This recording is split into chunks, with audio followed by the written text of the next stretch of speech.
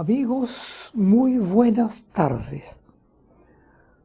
Vamos a continuar con Sewell. La última vez hablamos más de la planta de que Sewell mismo. Ustedes me perdonan, pero sin la planta Sewell no existiría, lo dije yo. Antes de empezar a conversar, quiero darle las gracias al señor Raúl Luna Orellana, que me envió saludos, y yo me acuerdo muy bien de su papá, Aclicio Luna. Era un hombre muy querido por todo, el personal, por los jefes, hasta el superintendente sabía quién era Aclicio Luna, porque es una de esas personas que muy raras veces aparece. Les cae bien a todo, hacía bien el trabajo y tenía un trabajo. Él era el jefe de lo que nosotros llamábamos cuadrilla, pero no era una cuadrilla corriente, sino que era la cuadrilla que se encargaba de retirar los repuestos de la bodega con las órdenes correspondientes y después repartirlos en la planta de acuerdo a cada tarea que se iba planificando todos los días.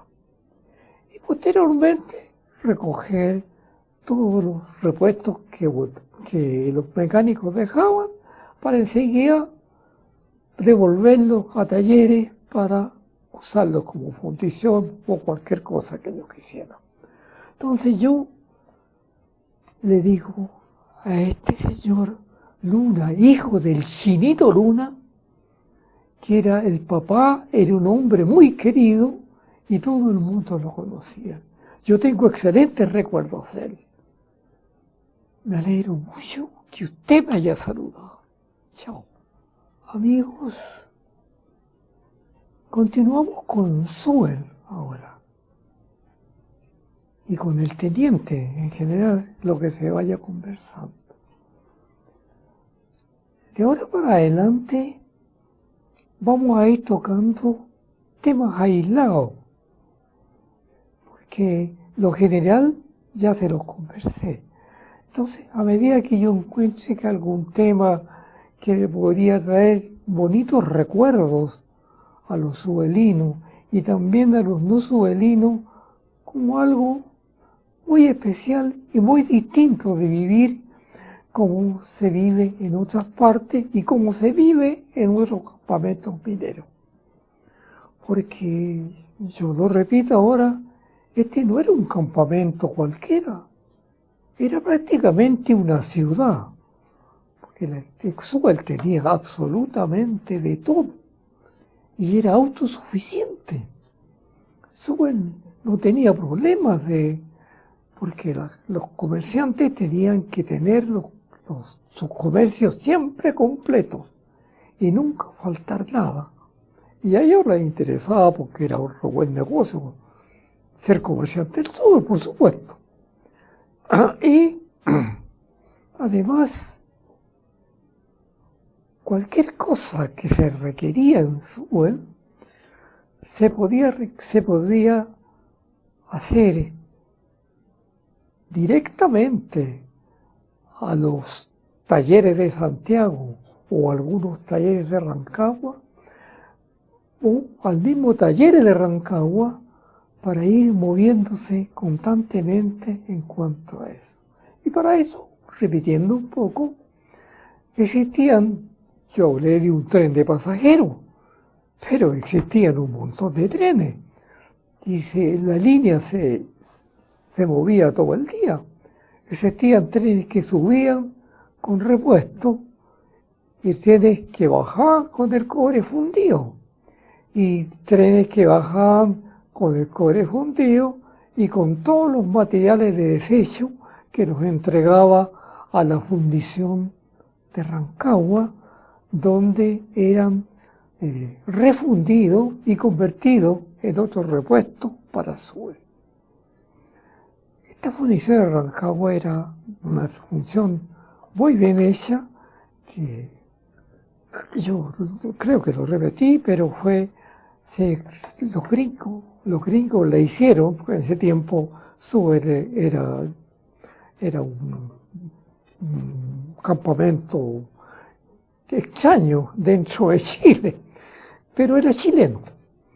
Entonces, en ese tiempo, Sewell, en la época cuando empezó la Segunda Guerra Mundial,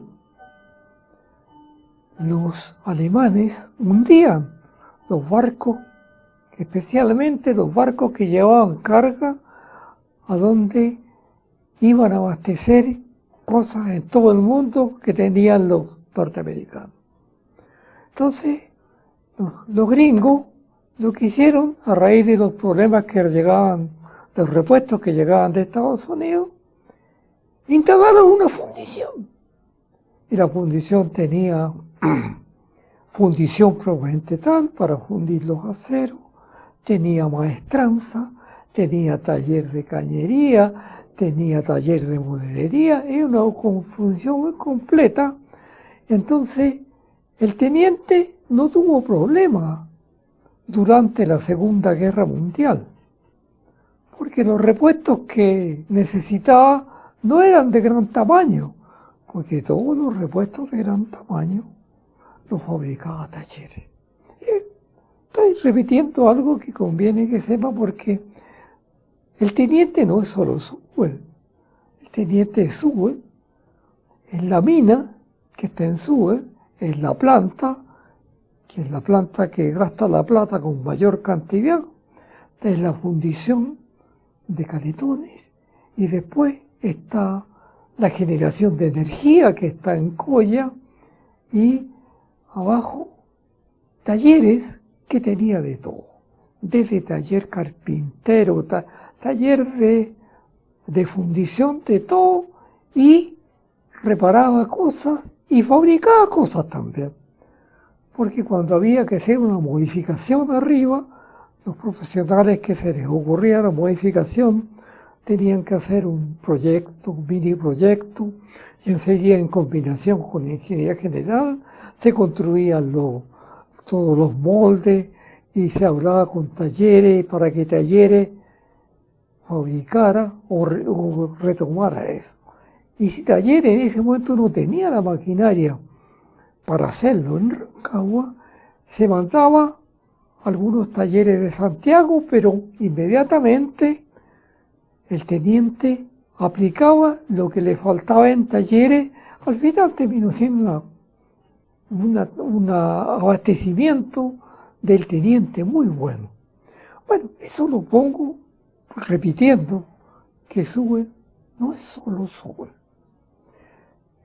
Y además, Sewell, ahora lo vuelvo a repetir, con el hecho de haber bajado el campamento en el tiempo de Eduardo Frei Montalva y haber agrandado Sewell más que el doble de su capacidad, la gente de Sewell bajó a Rancagua, tanto habitando en Rancagua desde ese tiempo, ya deben estar todos jubilados desde ese tiempo.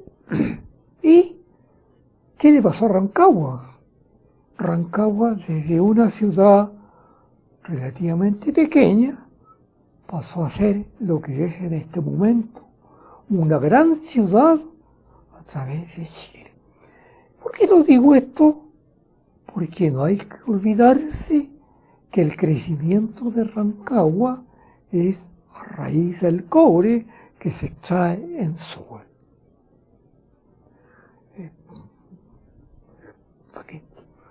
No importa que pare, ¿cierto? Porque bueno, ya quise hacer eso. No sé qué le parece lo que hablé. Sí, está bien. Ya. Entonces, ahora, yo como he descrito bastante cosas en general, ahora voy a hablar cosas pequeñas en particular, que a mucha gente le puede traer recuerdo. Muchos ni siquiera supieron que existió eso, pero no vamos a tirar eso, porque de repente hay gente que dice, yo vivía en tal parte y yo vivía en esta otra parte, entonces vamos a decir cómo estaba distribuido toda la gente como vivía en Sewell, para que nos vamos ubicando, porque sin personas Sewell no habría nunca salido adelante.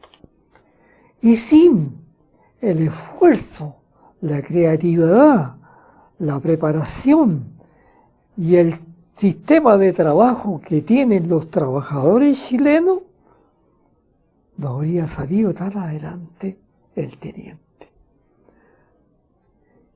Bueno, entonces vamos a empezar ahora por detalles pequeños.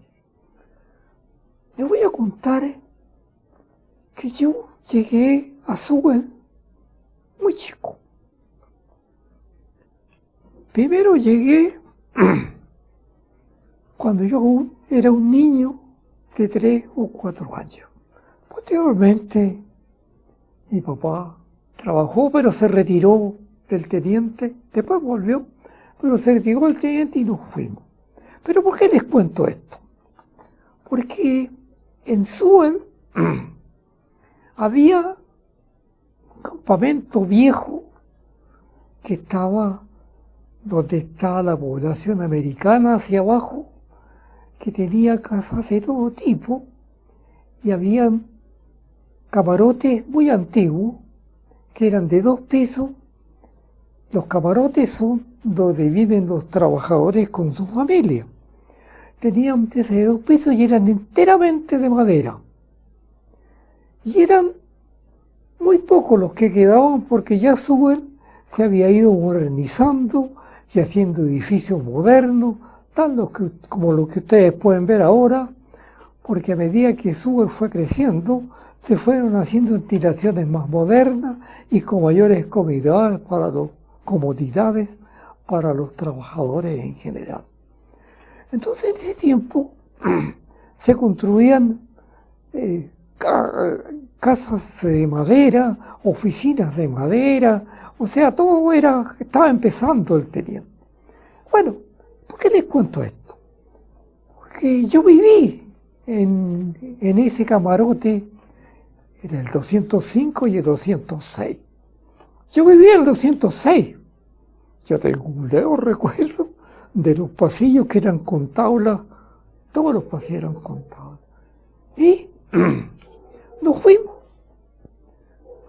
nosotros, y el año 44, si me equivoco, puede ser por un año, el año 44 cayó, bueno, la gente habla del rodado, el rodado de nieve. Los antiguos saben cómo fue el rodado de nieve. En Sewell siempre nevó harto, siempre. Hasta el año 60 y tanto todavía caían hasta 2 metros de nieve en Sewell, o más a veces. Y ahí había que limpiar, hasta sacaban gente de la mina para limpiar la escalera, porque el resto no alcanzaba a limpiarla. Pero la gente vivía en estos edificios y estaba hablando lo que decía la gente, cayó un rodado. Ahora, para las personas que no saben lo que es un rodado, el rodado fue un bautizo que le hicieron los habitantes de Sewell a la luz, una luz de nieve que se desprende de las altas montañas, pero se desprende en forma tremendamente gigante. Se desprende a veces con cantidades de 3, 4, 5, 6 metros de altura o más, y se desprende porque el fondo donde la nieve se está depositando en la tierra, en el cerro, se va produciendo un hielo, una escarcha. Y como después sigue cayendo nieve llega un momento que la fuerza de gravedad y la pendiente de los cerros hace correr todo eso. Esto ocurre en todas partes del mundo. Seguramente ustedes han leído, ha ocurrido en las canchas de esquí, aquí en Chile también. Ahora, y en Europa siempre es común que de repente haya grandes nevadas y esas nevadas arrastren después, cuando se desliza la nieve, arrastre casa y cuanta patilla hay. Entonces, en Suel habían caído aludes de nieve, pero nadie le da importancia porque llegaban hasta la quebrada nomás. La quebrada era como una defensa. ¿Qué es lo que es la quebrada? La quebrada era por donde viene un río, que se llaman el río Teniente, el río Coya. El río Teniente, el río Coya. Están los dos lados. Son ríos chicos, pero ríos del deshielo, de arriba. Entonces, ese río corre en la quebrada permanentemente. Y entonces en la quebrada misma no había casa, pero estaban más arriba de la quebrada las casas. Y algunas, al llegar al sector que se llama La Junta, estaban casi a nivel del piso de la quebrada, llamémoslo así. Y ocurrió algo, estamos hablando del año 44, y Suel empezó en 1906, después de prácticamente 40 años, ocurrió ese desastre en Suel. Porque fue un desastre que yo creo que nadie pensó que podía ocurrir. Se produjo el deslizamiento, tal como les cuento yo. Lo estoy diciendo yo lo que es geológicamente hablando, pero para todo el mundo se llamó el rodado, porque el rodado o ese arrastró todo y seguramente en algún momento rodó un poco de nieve y eso arrastró de todo. Arrastró el puente que llevaba los relaves, porque el puente que tiene actualmente Suel, que es un puente de acero con un tremendo arco, ese puente fue hecho con ese arco por si aparecía otro rodado. Pero además de eso, el teniente hizo una gran muralla que la gente que ha subido por ese lado, por el camino, es una tremenda muralla de unos 10, 15, 20 metros de alto, con una forma semicircular de tal manera que si llega a caer la nieve ahí, se devuelva y vuelva a la quebrada. Bueno, eso se hizo después de. Antes nadie pensó que podría ocurrir algo así. Bueno, les cuento esto porque resulta que los dos camarotes, el 205 y el 206, se los llevó al rodado. Se llevó casas de la población americana que estaba más abajo, se llevó otro edificio, otras cosas que estaban por todo, en fin, se llevó todo lo que quiso el rodado. O sea, la luz de nieve, porque además de caer, como tiene pendiente el río, después corrió hacia abajo. Entonces, pero murió bastante gente, pero no tanta como lo que uno pensaba que podía ser. Llamaron esas personas cuando siempre, porque después lo observé yo, cuando retiraban la gente de los edificios que estaban cerca de quebrada, las llevaban y las llevaban al gimnasio o a los salones grandes para que ahí hicieran tipo carpa, campamento. Ahí tuviera la gente para protegerse. Esa era la gente que vivía cerca de las quebradas. No toda la gente del centro no tenía problemas. Nunca se llevó el robado ni el cine, ni nada, eso se robó.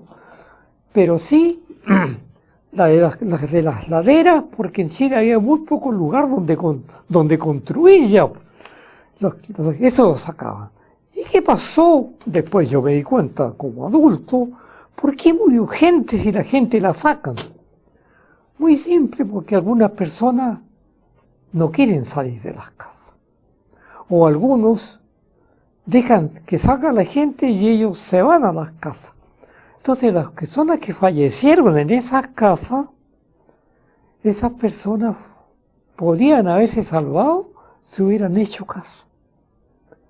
Y lo más terrible fue que hubo una luz de nieve que hizo todo, dejó la crema y después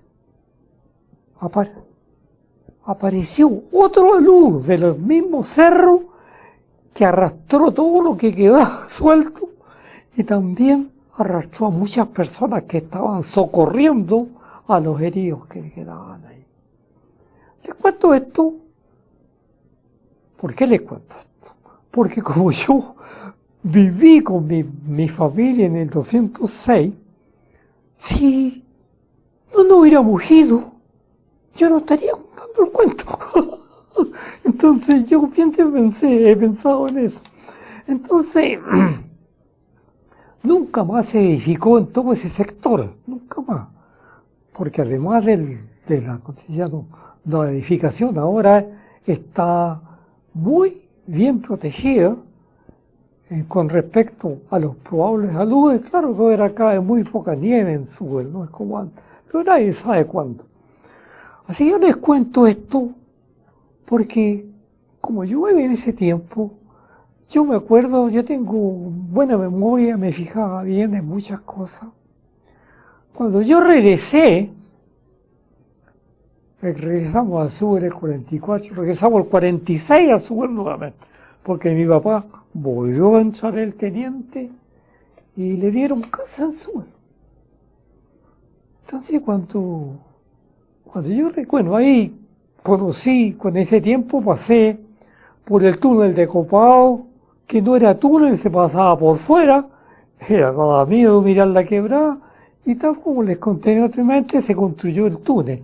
Entonces cuando íbamos de vuelta a Sewell en el año 46, yo iba con un tremendo miedo, ya era más grande, porque me acordaba del tremendo precipicio que había por donde pasaba el tren, que uno miraba y el tren prácticamente que iba al ladito allá de la línea. Entonces llegamos allá y pasamos por un túnel, todo. Entonces yo pregunté, ¿y qué pasó? ¿Por qué no pasamos por tal parte? Entonces ahí me contaron que el teniente había hecho ese túnel porque estaba muy riesgoso pasar por fuera. Recién supe del túnel. Entonces yo me puedo contar estas cosas que yo me acuerdo. Entonces, llegamos, pero después subí en el tren NBS. Cuando llegábamos a Coya, siempre llevábamos cocaví, comíamos en el carro, 8 bajaban a almorzar, pero tal como conté, cuando se paraban en Coya estaba parado más de una hora para que la gente pudiera almorzar, pues llegaba la hora de almuerzo. Imagínense, de Rancagua a Coya, que no son más de 30 o 40 kilómetros, salía el tren a las 10 de la mañana y llegaba a Coya a las 12 y tanto del día. 2 horas. Y ahora, por el camino, antes de una hora, se está en Sewell. Bueno, así es la vida. Entonces, cuando yo llegué a Sewell, una de las primeras cosas que me llamó la atención porque yo tenía el recuerdo muy claro del túnel. Ese es lo que más me acordaba del tren. Bueno, después llega a Sewell, los edificios eran distintos. La casa que yo viví era casa de obrero, mi papá era obrero, y entonces la casa estaba, ¿cómo se llama?, en la zona baja cerca de la estación, en el 220, quizás muchos de los que vivieron en el edificio 220, si es que están vivos, o los niños, a lo mejor se acuerdan de nosotros. Pero llegamos ahí y ahí empezó algo para mí totalmente distinto. Ya llegamos a Sewell, primero me fueron a matricular. Y en Sewell había un sistema de, eso también no lo he contado, o si lo conté, me perdono. En Sewell las clases empezaban en septiembre y terminaban en junio. Las clases de la escuela pública. ¿Y por qué? Porque nadie se les ocurrió hasta mucho tiempo después que ¿por qué tenían ese sistema? Pero que era el sistema de Estados Unidos. Porque en el tiempo que ellos salen de vacaciones es el verano en Estados Unidos. En el tiempo que llegábamos nosotros a diciembre, que es nuestro verano, en Estados Unidos está nevando. Entonces era un sistema así. Entonces nosotros pasamos y llegué yo, me acuerdo que llegué al tercero básico. Yo venía de una escuela católica de padres franciscanos que tenía muy buena enseñanza. Ahora me doy cuenta de lo buena que era la enseñanza, muy completa. Y bien estrictos eran los curas. Y me matricularon en tercer año y faltaban como 4 meses para terminar el año. Creo que nadie pensó que yo iba a pasar. Y yo pasé. Gané un año de mi estudio porque llegué, pasé del tercero al cuarto en 2 meses. Pero gracias a la enseñanza que yo había tenido en esa escuela de franciscanos en Curicó.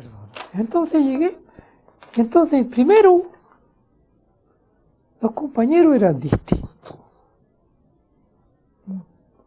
Había más gente que no estudiaba que la que estudiaba. A mí me llamó la atención eso. Cuando yo llegué, yo sabía dividir, ya yo sabía las 4 operaciones, sabía todo eso. Y cuando yo llegué estaban enseñándoles a dividir a los niños de tercero. Yo lo había pasado en segundo laboratorio. Entonces, estaban dividiendo, entonces yo veo que un compañero mío, que éramos de a 2, nos sentábamos, veo que rápidamente sacaba el resultado de división. Entonces yo le pregunté que cómo lo hacía tan rápido. No, me dijo, sí hay que ser, no me dijo esa palabra, hay que ser vivo aquí. En el lado de la división le ponía números. Y después, cuando la división iba bajando, iba colocando los números tal como tenía que irse poner la división. Entonces llegaba el profesor, se sentaba al lado de él y empezaba a preguntarle. Yo me quedaba callado, pero yo empezaba el profesor a preguntarle por qué había puesto esto, pues empezaba a enseñarle a él, pero él siguió haciendo eso, yo sé que para siempre. Entonces había muchos niños que yo me di cuenta después de cómo era la idiosincrasia de mucha gente. Las escuelas eran muy buenas, tenían buenos profesores, muy buenos, tenían eran casas salas con calefacción, y habían escuelas que tenían salones para que salieran a recreo los niños. Entonces nadie pasaba frío en la escuela, aunque estuviera nevando no había problema, pero ellos, aquí voy a saltar unos años porque yo le estoy contando, como sube de repente voy para arriba o para abajo, para el lado, no sé. Entonces, resulta de que los sindicatos de Sewell eran muy poderosos a nivel de teniente y a nivel nacional. Entonces conseguían muchas cosas para los trabajadores. Habían 2 sindicatos, el sindicato de obreros y el sindicato de empleados. Si el sindicato de obreros conseguía cosas, el sindicato de empleados los pedía. Si el sindicato de empleados conseguía cosas, el sindicato de obreros los pedía. Entonces la gente siempre tuvo buenos sueldos, buenas garantías, Y cuando yo tengo el estado cuarto, quinto, una huelga larga por ahí, no me acuerdo exactamente, pero una huelga larga, que la gente consiguió hartas cosas. Y una de las cosas que consiguió, no sé si las consiguió o el Estado chileno lo hizo, no sé, que había que volver o había que en Summer trabajar igual como se trabajaba en todas las escuelas de Chile. Y en ese momento ya la matrícula empezó en marzo y terminó en diciembre, como correspondía en invierno. Y eso fue, yo no sé si eso lo pidió el sindicato o los profesores, o no sé, pero hubo un cambio que fue muy bueno el cambio, porque en invierno cuando estaba nevando, los niños estaban de vacaciones de invierno, entonces había varias cosas que se acomodaron bien para los niños. Pero, ¿qué pasó también? Una cosa que consiguió el sindicato, muy buena y muy mala también. Porque era muy buena. Porque el teniente tenía su cantidad de trabajadores más o menos justa para la mina, para el concentrador, la fundición, etc. Y en los tiempos de verano contrataba trabajadores temporales, que le llamaban. No habían trabajadores de tercero, sino que eran temporados con todos los beneficios que iban a tener mientras trabajaban. Hospital, vivienda, los mismos sueldos de los jornaleros, porque empezaban como jornaleros. Estoy contando cosas que la gente se va a recordar de cómo se trabajaba. Bueno, no sé si les gusta o no, pero a lo mejor les puede gustar. Entonces, el sindicato, después de una huelga, se consiguieron un montón de cosas. En esa huelga se consiguieron los 25 días por año, se consiguieron no sé qué más, un poco de vacaciones, consiguieron muchas cosas. Consiguieron algo que para los trabajadores fue fabuloso. Yo después, ahora que estoy viejo, no fue tan fabuloso. Los trabajadores consiguieron que todos los hijos de trabajadores tenían preferencia para entrar a trabajar al teniente cumpliendo 18 años. Y además de las cuadrillas donde iban a haber trabajadores, hijos de teniente y trabajadores que eran temporales, los trabajadores de hijos de teniente eran la primera opción para ascender a las plantas. Porque de las plantas se abastecía los oficiales mecánicos, los oficiales eléctricos, toda esa gente, los especialistas en bombas, qué sé yo, se iban eso. Porque de los jornaleros la gente iba reemplazando en las plantas e iba aprendiendo. Entonces cuando había un hueco, la gente se retiraba, se mandaba para allá de acuerdo al que los jefes consideraban que era el más acertado. Pero, ¿qué ocurrió? Y bueno, y ahora, después de un tiempo, y ahora pienso también que, no sé si a lo mejor yo creo que no estoy equivocado, pero más del 70% de los estudiantes de Summer, especialmente hombres de las escuelas de hombres, lo único que querían, ellos estudiaban, algunos no eran muy empeñosos, pero pasaban de curso. Yo estuve con ellos trabajando o estudiando con ellos como compañero.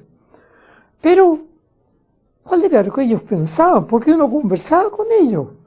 Porque entraban grandes a la esta. Yo tenía compañeros que tenían 16 años en sexto primario. ¿Y por qué? Porque habían quedado repitiendo, habían pasado, qué sé yo. Tenía compañeros de mi edad también.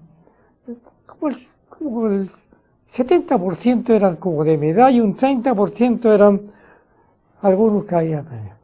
Pero ¿qué es lo que esperaban ellos? Lo que esperaban era tener 18 años. Teniendo 18 años, ¡pum!, al teniente empezaba a trabajar. Inmediatamente, por supuesto que de jornalero, porque no habían estudiado ninguna profesión ni nada, pero el sueldo de jornalero era bueno, comparado con los sueldos de Chile, y no solamente con los sueldos de Chile, sino que con los sueldos de los trabajadores de Latinoamérica. Porque después uno ya cuando empieza a darse cuenta, más grande, y está leyendo, se va dando cuenta de un montón de cosas. Entonces, los jóvenes entraban a trabajar. Esto también es algo de idiosincrasia de su pueblo. Entonces, llegaban a trabajar, un buen billete, todos los meses, y el papá trabajando. Bueno, algunos seguramente que eran de familias grandes ayudaban a su familia, porque también ayudaban a su familia los que empezaban a trabajar, porque había muchas familias de hartos hijos en Suel.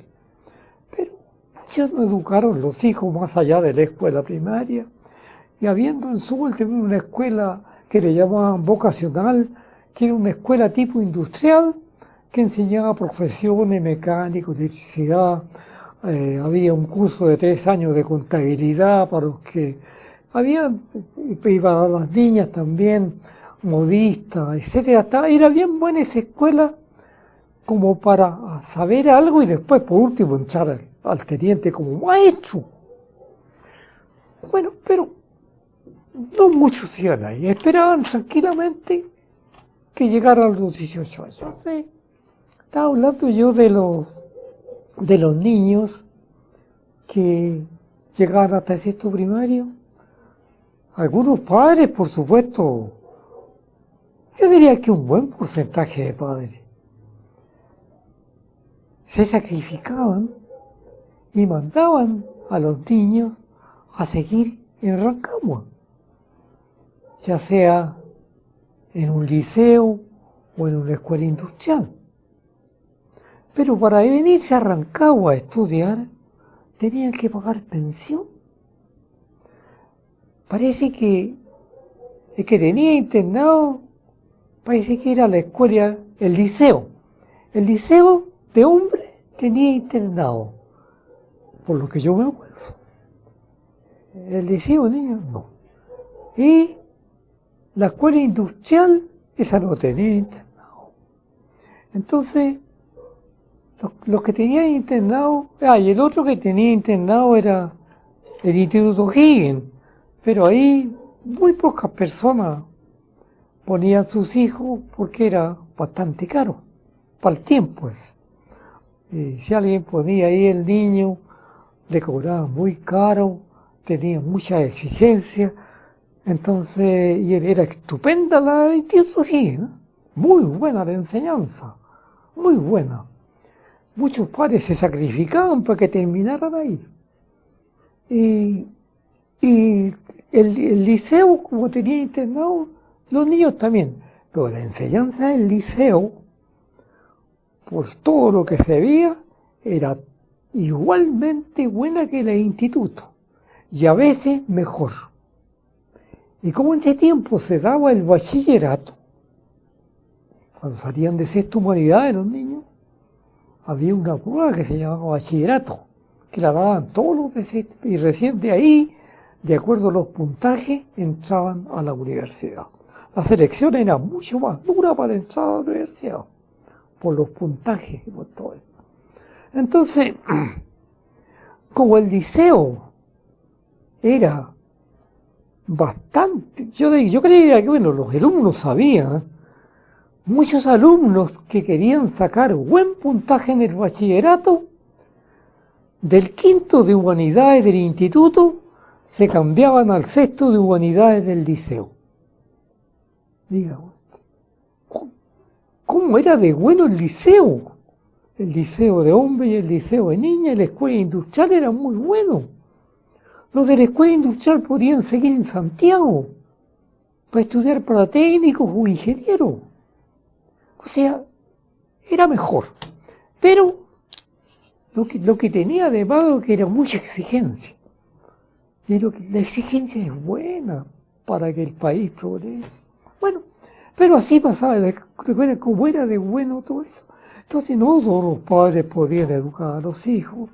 Bueno, los padres mejores metían a los hijos en la escuela de sur y estaba bien, porque podían trabajar de eléctrico, de mecánico, de carpintero, los de comercio podían trabajar de oficinista.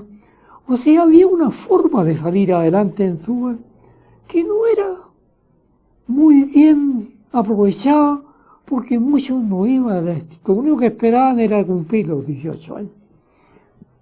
Claro, eso lo estoy contando con una lección. Gracias que no todos se fijan en eso. Yo he sido medio fijón. Yo me daba cuenta de eso. Yo me daba cuenta. Y recuerdo que después me daba cuenta también, pues los padres que no podían mandar abajo, tenían muchos hijos. Entonces ellos tenían que manejarse bien, si no podían. Además, normalmente tenían otros parientes en el campo que también necesitaban la ayuda de ellos. Porque yo conversé mucho con la gente, sabía harto de ellos. Yo conversábamos de amigo a amigo con harto. Así pues eso sé bastantes cosas. Así que ocurría eso. Y empezó el sistema. Y llegó, antes de seguir con Suber, vamos a llegar al cierre de Suber. Cerró Suber, por supuesto. Tuvieron su casa en Rancagua los trabajadores. Buena casa, ¿cierto? Y los sindicatos habían conseguido también ayuda por el estudiante. La ayuda por el estudiante era, primero consiguieron para los que estaban en la universidad y después consiguieron para los que estaban en la enseñanza secundaria. Así que tenían una cuota de ayuda para que estudiaran los niños. Entonces ahí había más posibilidades de que estudiara más gente. Bueno, esa parte yo no la puedo conocer porque la ciudad es grande. Pero ocurría eso. Entonces, hay muchas cosas que la gente pasaba de menos. Primero acá tenía que pagar el agua, tenía que pagar la luz. Había tantas cosas que allá arriba no se pagaban. Acá abajo no estaba el hospital, estaba en Suber. Entonces solamente aquí había un consultorio del teniente. Y los enfermos más graves los llevaban a Suber. Pero los que eran siempre resfriados, que antes hasta los hospitalizaban arriba, tenían que pasar el resfriado aquí en Rancagua. Pero eso pasó. Y eso tenemos ahora, pero ahora tenemos muchas cosas que todo el mundo las ve. Yo lo único que puedo decir de esto es que Rancagua es una tremenda ciudad a raíz del teniente. Porque aquí están todas las tiendas grandes de Santiago. Vayan a cualquier ciudad grande de Chile y vean si están todas las tiendas grandes en esa ciudad. Y aquí están todas. Están todas. Hay crédito para el mundo, para lo que quiera comprar. Y esa es otra cosa que no en todas las ciudades existe. ¿Y eso gracias a qué? Al teniente. No te caes nunca, teniente. ¿Y por qué? A pesar de todo, la gente sube y baja, pero ha perdido muchos beneficios que antes tenía que estar. Ahora, bueno, están distintos ahora, porque la gente nueva que entra, no entra con medicina, sean súper ingenieros, lo que sean, entran a trabajar nomás y punto. En ese tiempo todos los trabajadores tenían derecho a medicina.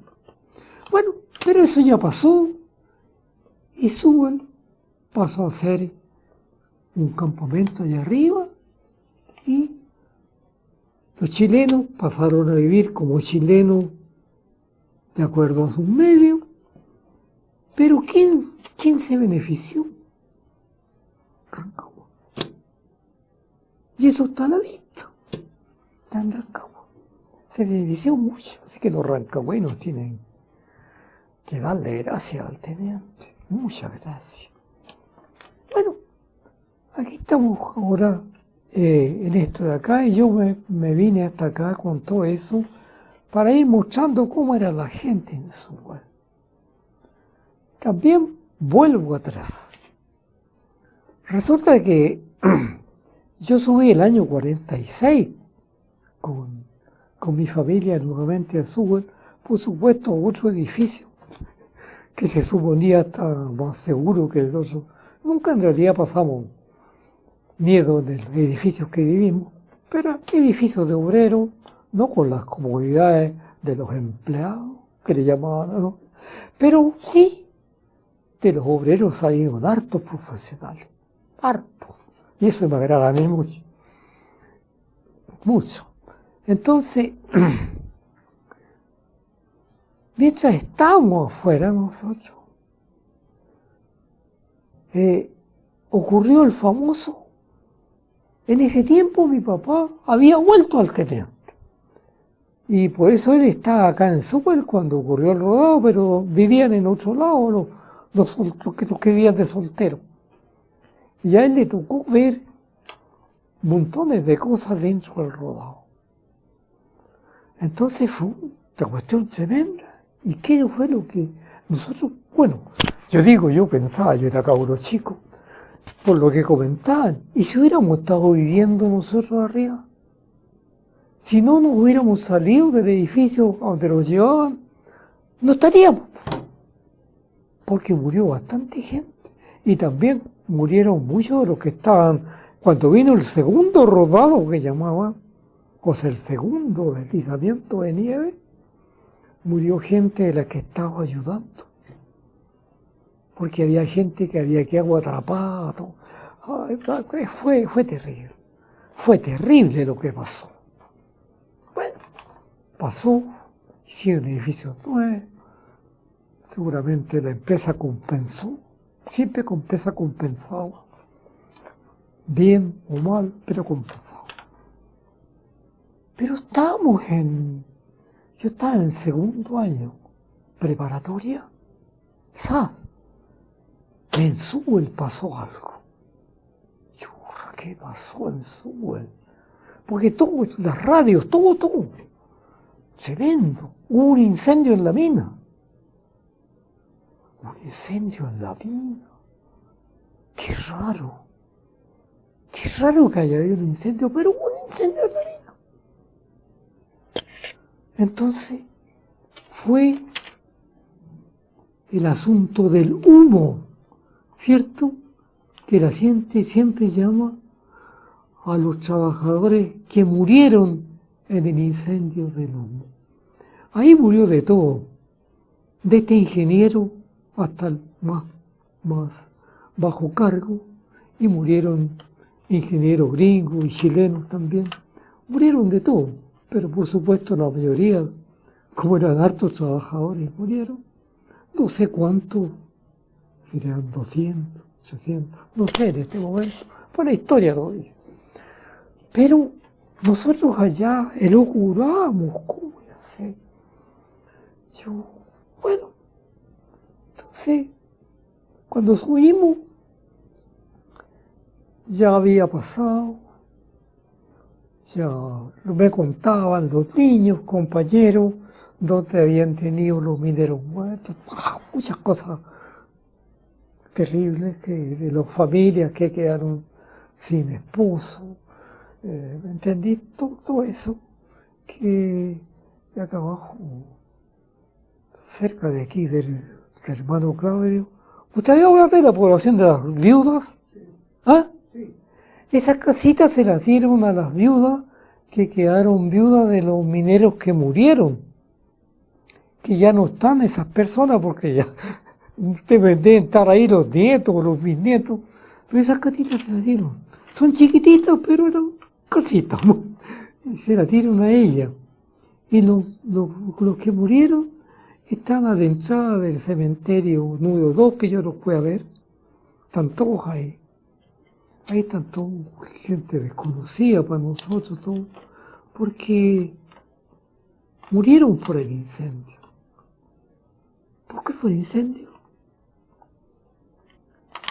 Voy a explicarlo también. Porque resulta que la mina,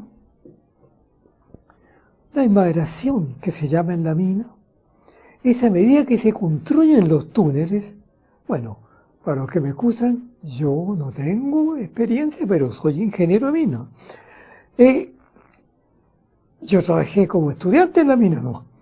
Entonces se construyen en los túneles unos soportes para prevenir los derrumbes. Ahora actualmente igual se hace. Entonces se construían eso. Entonces todo eso era de madera. Todo.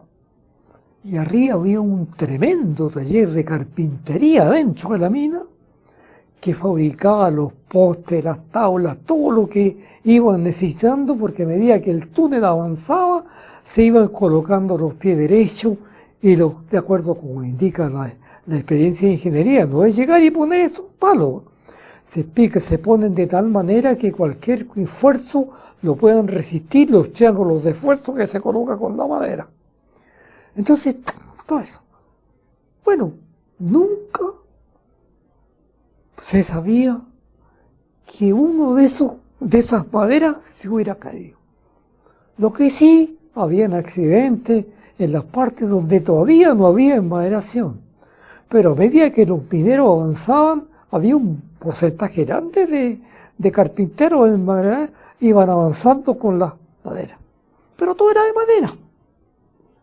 Si usted va a la mina ahora, a pesar de todo que agrandaron los túneles, todos los refuerzos son de acero.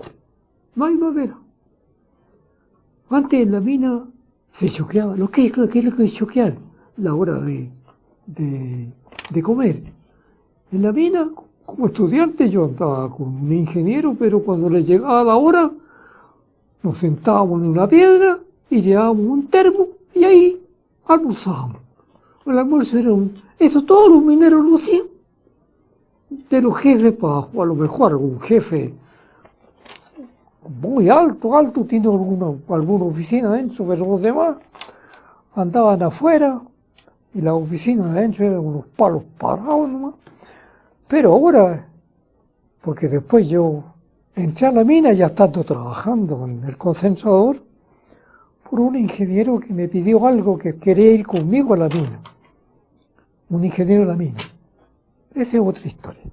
Entonces yo entré y me di cuenta que la mina es maravilloso. Si ahora entran los vehículos hasta dentro de la mina con los trabajadores. Y antes había un tren que entraba y había un solo tren de entrada y un solo tren de salida. Usted no podía salir antes, tenía que salir con el tren. Había un campamento. Eso no he hablado yo. En el Teniente había un campamento que se llamaba Teniente C. Yo lo logré conocer cuando trabajé como estudiante, porque después ya lo habían evacuado. Y justamente el ingeniero que andaba conmigo me llevó, le agradezco mucho, me llevó mucho a conocer el Teniente C. El Teniente C estaba en la cúspide de la mina, en una parte que ya no existe, porque ahí está el socavón de la mina que ha ido hundiéndose. Era un campamento donde vivían unos 2000 mineros que trabajaban en toda la parte alta. Entonces, para poder llegar ahí con ellos todos los días, esos vivían arriba. Solamente los mineros que estaban en las partes de abajo vivían en Supa. Los de arriba eran todos solteros. No eran o casados solo. Porque arriba no había casa. Pero yo lo conocí. Era un campamento que yo se lo doy a cualquiera. Tenía gimnasio, tenía una cuestión para ver películas, tenía de todo. Y nunca pasaban frío porque todo calefaccionado porque el teniente tenía electricidad propia en Coya y en Pancal. Por lo tanto, en Sewell todo era 110. Entonces, cuando usted compraba esto tampoco lo había dicho, cuando usted compraba una radio acá, porque en ese tiempo no estaba la tele todavía, compraba la radio, tenía que además de la radio comprar un transformador, que le transformaba del 110 a 220. Si compraba un refrigerador, un transformador para transformar del 110 a 220.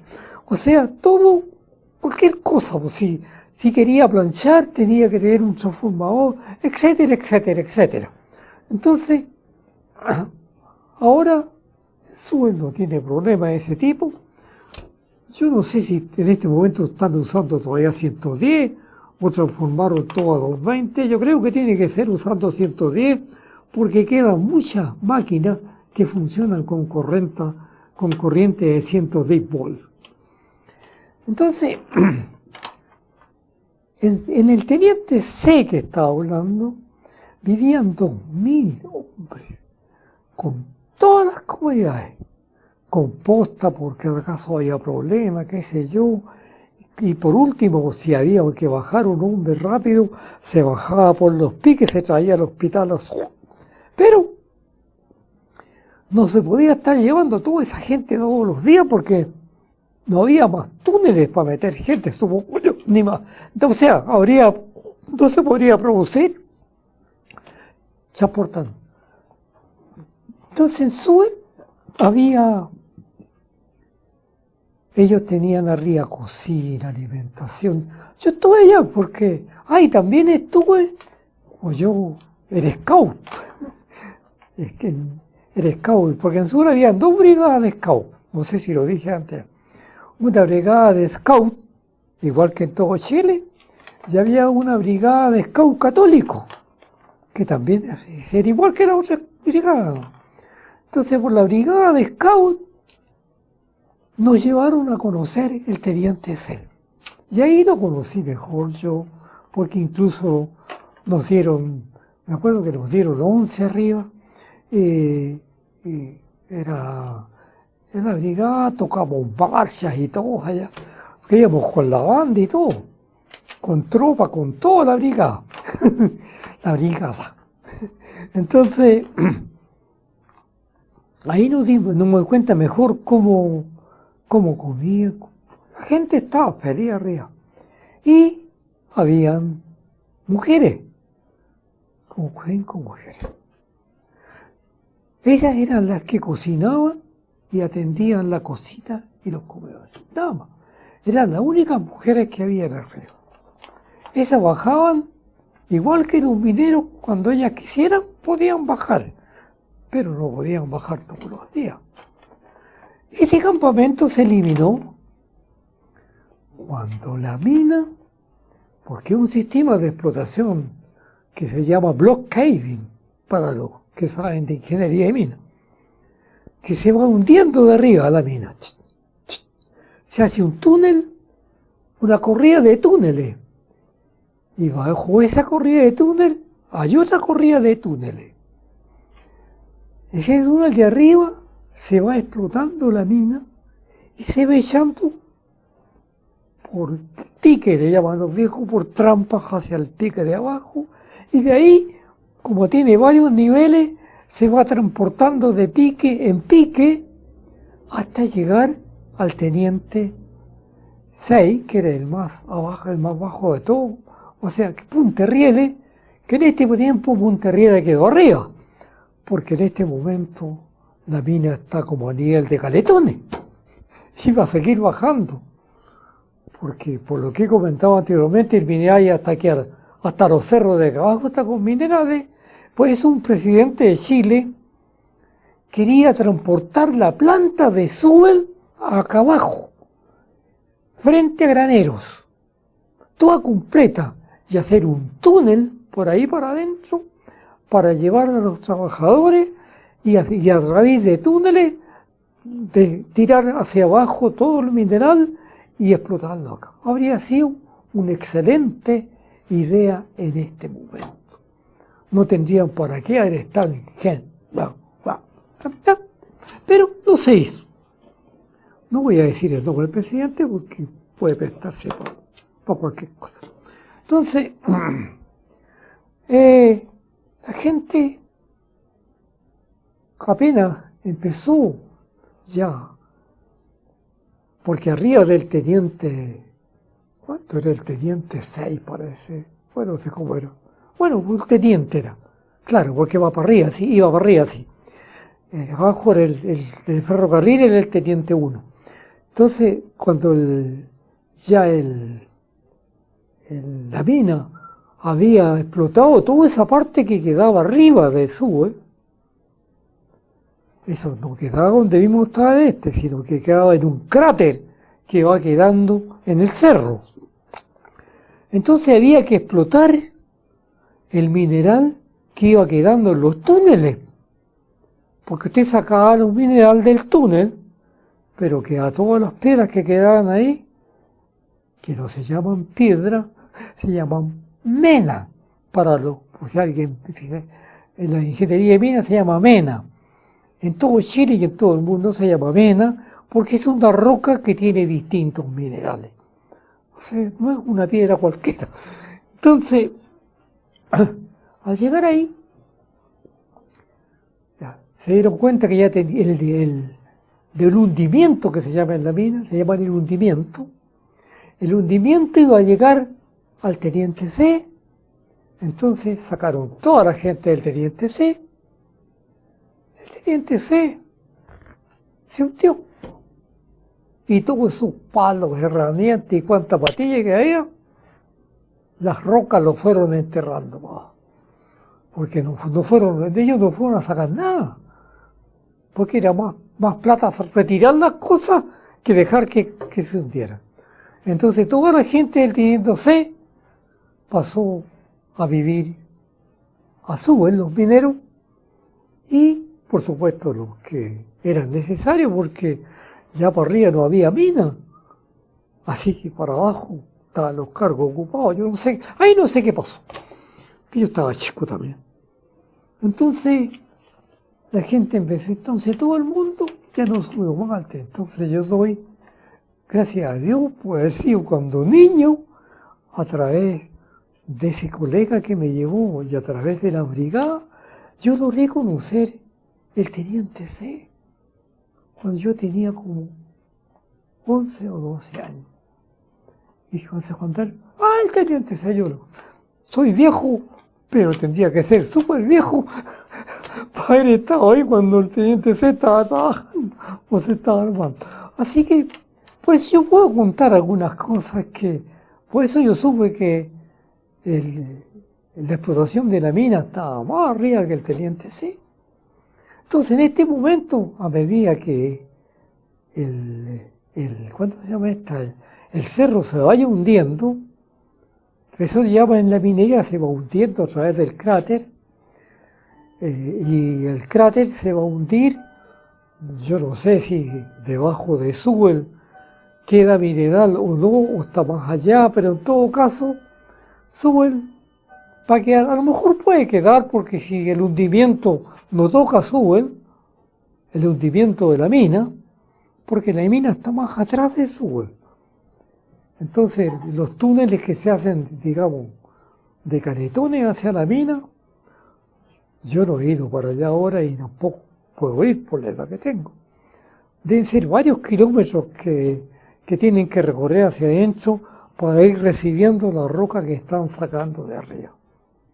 Entonces va a llegar un momento, o Sewell, si tiene mineral, desaparece, y si no tiene, va a quedar ahí como campamento abandonado, o un lugar turístico, no sé.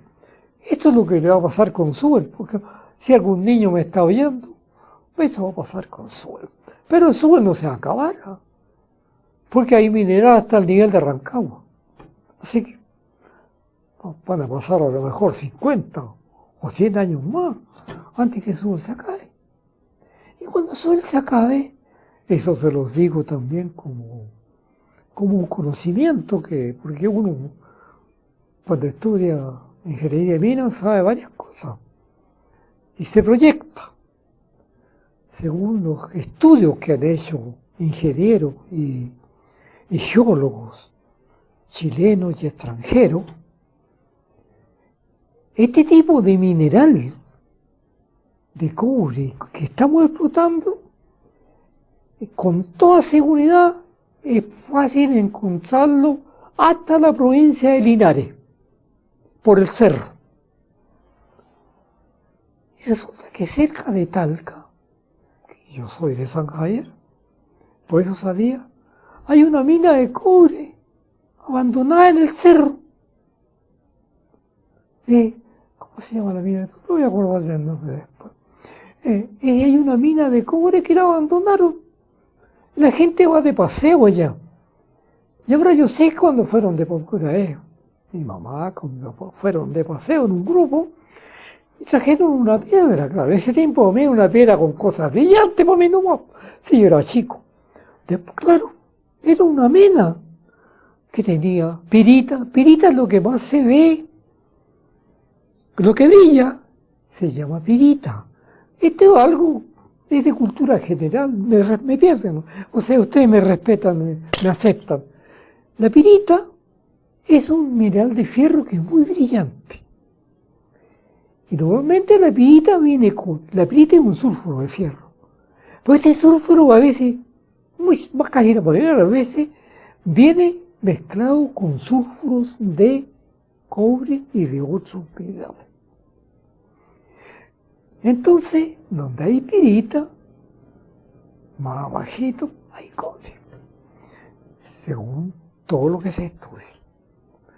Entonces, ¿qué es lo que ha pasado con eso? Porque yo lo sé, debe ser cierto, porque una pertenencia minera, también se ve eso yo, porque nosotros nos preparaban como para instalar una mina, etcétera, etcétera, y hacerla trabajar, y la parte legal también.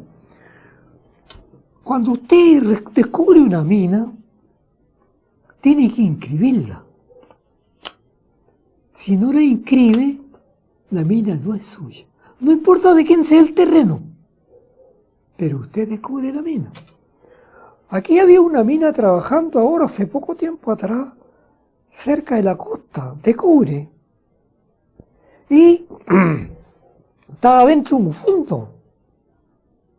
Y la trabajaban y salían. De repente, la mina dejó de trabajar.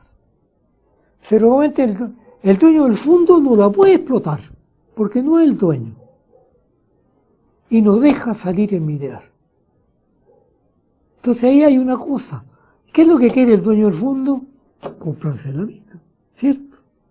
A precio de huevo nomás. Estoy inaugurando yo nomás. Pero esa mina dejó de trabajar. ¿Por qué? Porque resulta que el terreno es ajeno y la pertenencia es el dueño. Entonces, los cerros que estaban a continuación de Coya hacia allá están inscritos, no sé hasta dónde, porque yo no sé exactamente hasta dónde, por lo que yo he sabido, por lo que comenta la gente que sabe y tiene más información, están inscritos como pertenencia minera. De ahí para allá. ¿Y dónde se ve que efectivamente es así? En Chancún. Usted sabe que en Chancún hay una serie de minas chicas. Usted sabe. Entonces, ahí, esa parte que está un minero aquí, otro allá y otro acá, de repente va a venir un tremendo capital grande, lo va a comprar todo y va a hacer una tremenda mina en Chancún. Estoy elucubrando, amigos de Rancagua. Estoy comentando algo que tiene que ver con Rancagua en el fondo. O sea, Rancagua va a tener minería por 500 años. ¿No? Porque Rancagua no te va a tener nunca problema. Así que yo les comento esto a raíz de qué es lo que va a pasar en Sewell. Ojalá Dios quiera que no haya mineral debajo del campamento, porque si no Sewell va a desaparecer. Pero yo me atrevo a contarles todo esto, porque también es Sewell. También es Sewell, y si no, no existiría. ¿Y qué es lo que puede pasar con Sewell? ¿Y en qué nivel están ahora? Que tanto los mineros que entraban por Sewell, después empezaron a entrar por la parte de Colón Bajo, y después empezaron a entrar más abajo, y ahora están entrando más abajo de Caletones, por lo que me han contado. Entonces, seguramente en el futuro, la fundición de Caletones va a tener que trasladarse acá a Granero. Pero como en ese tiempo van a tener claro el trabajo que yo les comenté la vez anterior, que está haciendo la Universidad de Concepción, y que se trata de transformar los sulfuros en sulfato y después los sulfatos llevarlos a electrocontención, ya la universidad va a tener listo eso, y ya no, a lo mejor no van a ser necesarias yo creo que estoy seguro, yo voy a morir antes, pero estoy seguro que después las fundiciones desaparecen totalmente. Y también la minería va a ser explotada de una manera distinta en cuanto a la preparación del mineral. Eso uno lo ve ya por lo que uno se proyecta, por lo que conoce, etcétera, etcétera.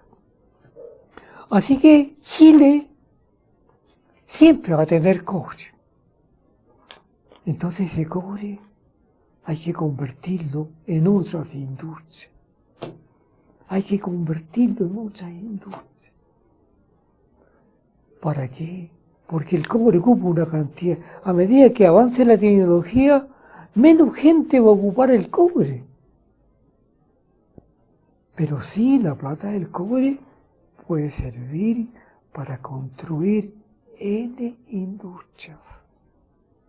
¿Cómo? Me dice que yo no soy mago, no soy nadie.